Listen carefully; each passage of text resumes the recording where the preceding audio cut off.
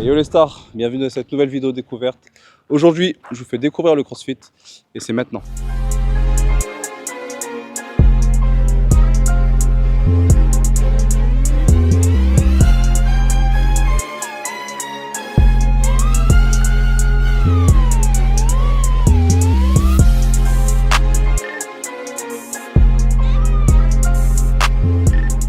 Nous sommes à l'abbaye de Bonne-Espérance-Estine, là où vont se dérouler les abbayes Throwdown, une compétition de CrossFit devenue maintenant iconique parce qu'elle plaît à ses participants depuis maintenant 2022. Je me suis prêté au jeu de la découverte en participant à cette compétition. Je vous conseille de bien rester connecté parce que je vous promets beaucoup, mais alors beaucoup de choses.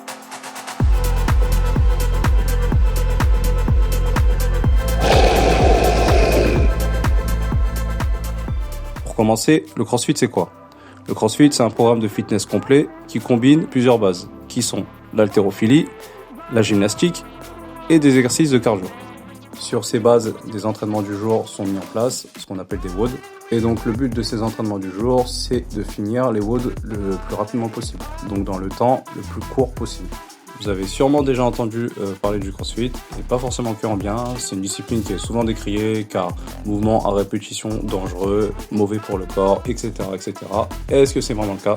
Eh bien écoutez ce qu'on va voir tout de suite les amis. Bon, pour commencer, warm-up, donc je m'échauffe à l'haltéro. Premier ressenti, très bien, je sens très bien les barres aujourd'hui, je me sens vraiment dans le truc. Il n'y avait pas que de l'haltéro, on devait aussi anticiper parce que les WOD s'enchaînaient.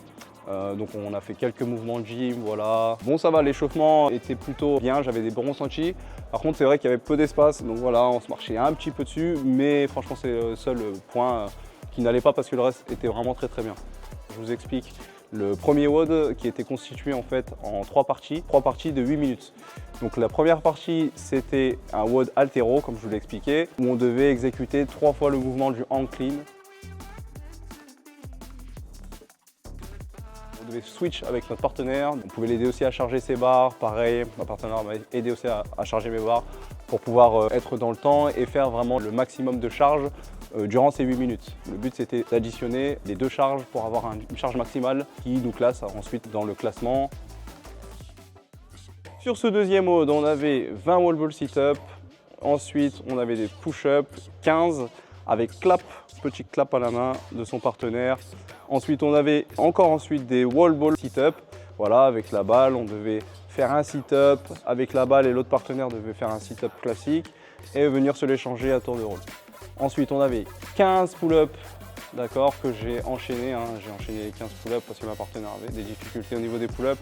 Donc voilà, c'est ça aussi l'intérêt de la team, c'est pouvoir aussi combler les faiblesses des uns et des autres. Ensuite, on avait encore 20 wall ball shots. Et à la fin, à l'arrivée, 15 toes to bar. Donc voilà, un fort time de 8 minutes. Je sais plus, je crois qu'on l'a bouclé en 5 minutes, ce qui était bien.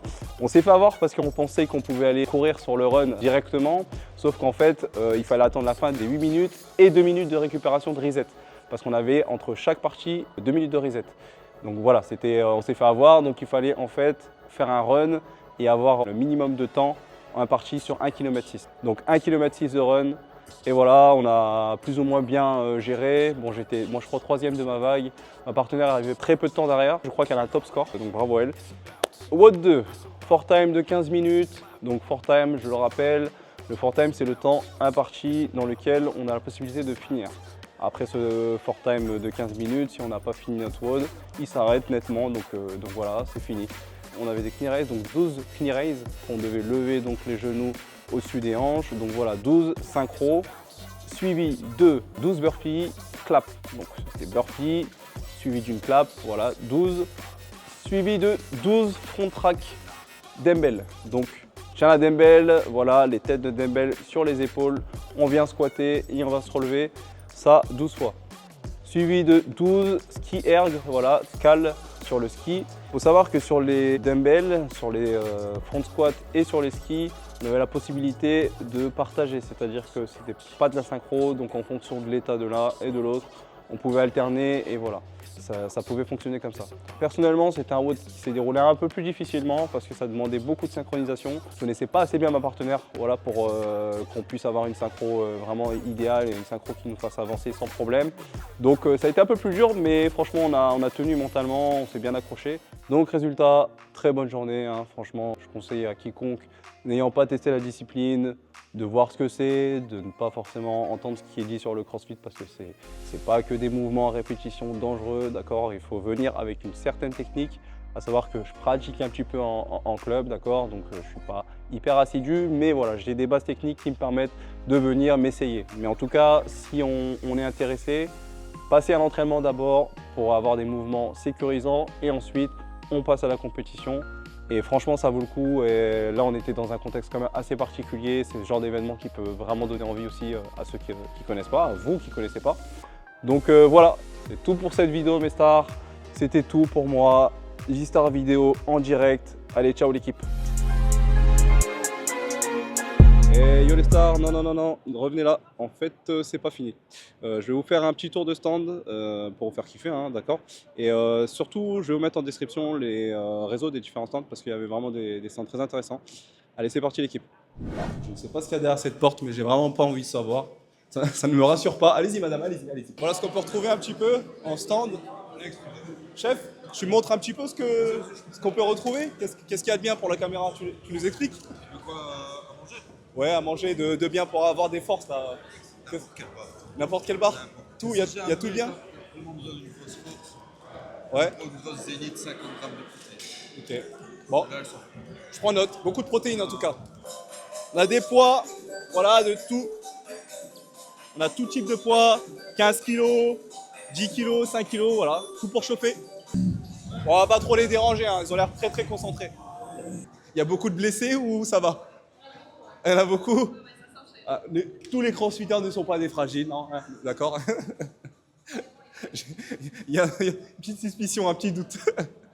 Qui a dit que les crossfitters n'avaient pas de style? Alors vous avez un shop, venez voir un petit peu. Voilà, on a tout, hein. On a t-shirt. Ah, c'est pas mal ça. Je comprends pourquoi c'est vraiment un lieu sacré pour les crossfitters et pourquoi ils y tiennent en fait, hein. Regardez, vous avez tout le panorama là-bas, extérieur. Ah, c'est vraiment beau, hein. Franchement. Ah, moi aussi je veux faire une photo.